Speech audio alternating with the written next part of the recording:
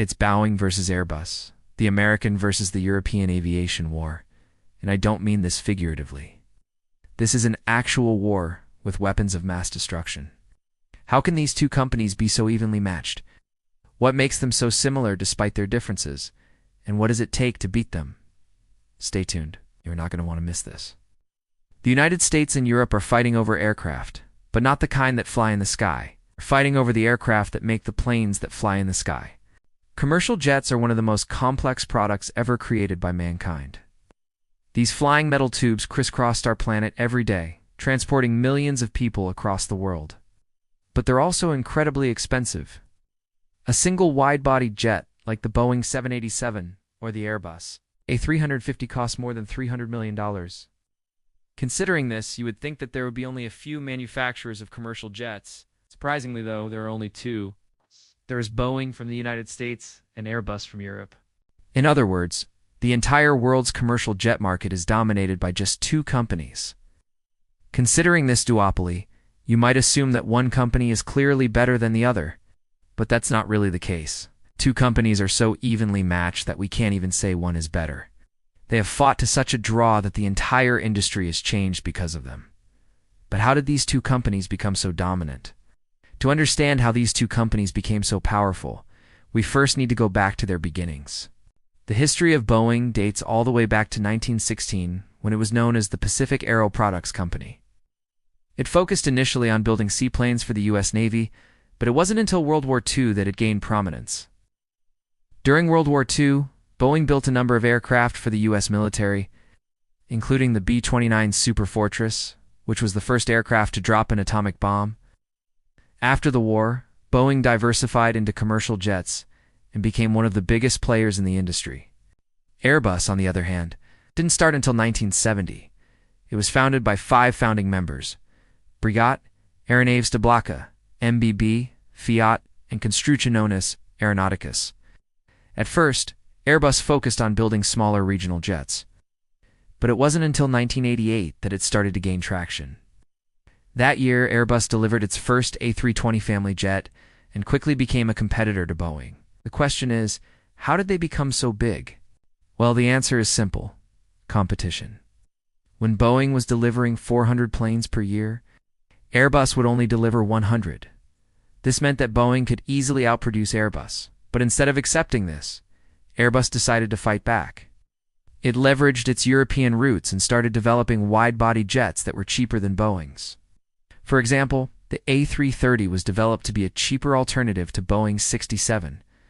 Airbus continued to invest in new technologies to reduce production costs. This included investing in advanced manufacturing techniques and designing more efficient aircraft. By the end of the 1990s, Airbus had become a serious threat to Boeing. In 1999, Airbus delivered 268 aircraft, while Boeing only delivered 239 aircraft. Now, this may seem like a small difference, but it was actually a major upset. For the first time in decades, Airbus had outdelivered Boeing. At this point, Boeing was worried. They knew that if Airbus kept growing at this rate, it wouldn't be long before they took the crown. So they decided to fight back. Boeing went on a hiring spree and started investing in new technologies. This allowed them to increase production rates and lower costs. By 2005, Boeing was back on top. They delivered a total of 435 aircraft, while Airbus only delivered 351 aircraft. But Airbus wasn't going to accept defeat. It went back to the drawing board and started developing more efficient aircraft. This led to the development of the A380, the world's largest passenger aircraft. The A380 was supposed to be the game changer that would allow Airbus to finally overtake Boeing. Unfortunately, though, the A380 ended up being a massive failure. Very few airlines ordered the plane, and Airbus was left with hundreds of unsold A380s. Despite the setback, Airbus was determined to win the war. They refocused their efforts on the A320 family and started developing new variants. One of these variants was the A321neo, a narrow-bodied jet that was the perfect competitor to Boeing's 737 MAX. The A321neo was such a success that it quickly became the best-selling commercial aircraft in the world. Today, Airbus and Boeing continue to compete fiercely. They constantly try to one-up each other, which has resulted in a number of knockdowns. In recent years, for example, Boeing developed the 777X, a wide-body jet that is supposed to revolutionize air travel. But the 777X has been plagued by problems, which has given Airbus the chance to take the lead.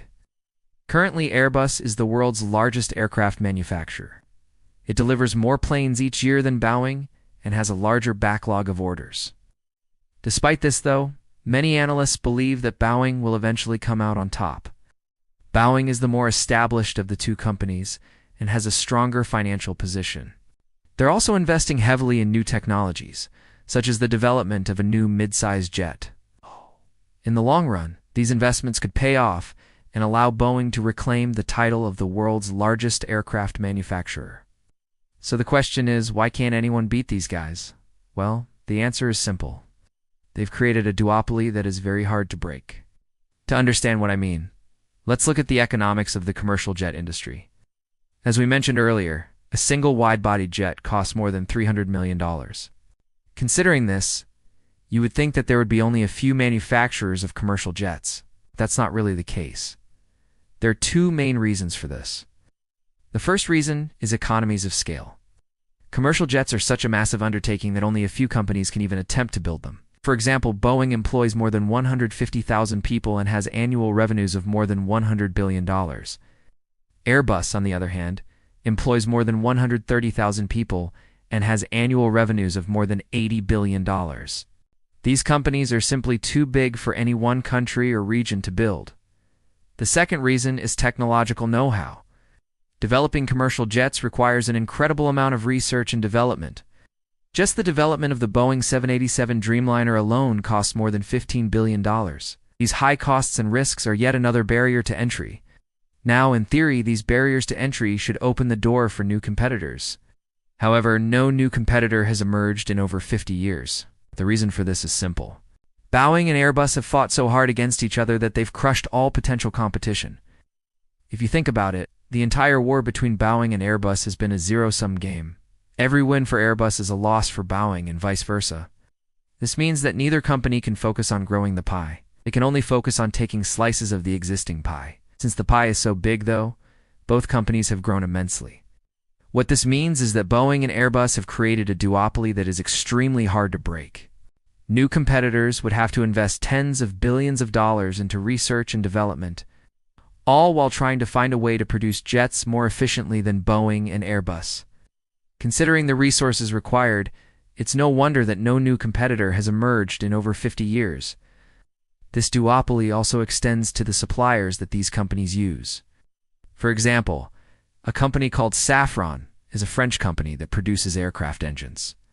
Safran is a key supplier for both Boeing and Airbus. In other words, Safran is a double vendor. Now, this is not necessarily a bad thing, but it does create some interesting dynamics. Safran wants to keep both Airbus and Boeing happy so that it can keep getting orders from them. This means that Safran has an incentive to keep the status quo. Safran doesn't want a new competitor to emerge that could potentially steal its customers. In fact, all of the suppliers that Boeing and Airbus use are in the same position. This creates a strong incentive for all parties involved to maintain the status quo. As you can see, Boeing and Airbus have created a system that benefits them greatly. They have essentially created a duopoly that is supported by their suppliers. This makes it nearly impossible for a new competitor to emerge. And that's why these two companies are so dominant today. Do you think that this duopoly is good or bad? Comment below. Also, do you think that a new competitor will emerge in the future? Comment below. And as always, thanks for watching. I'll see you next time.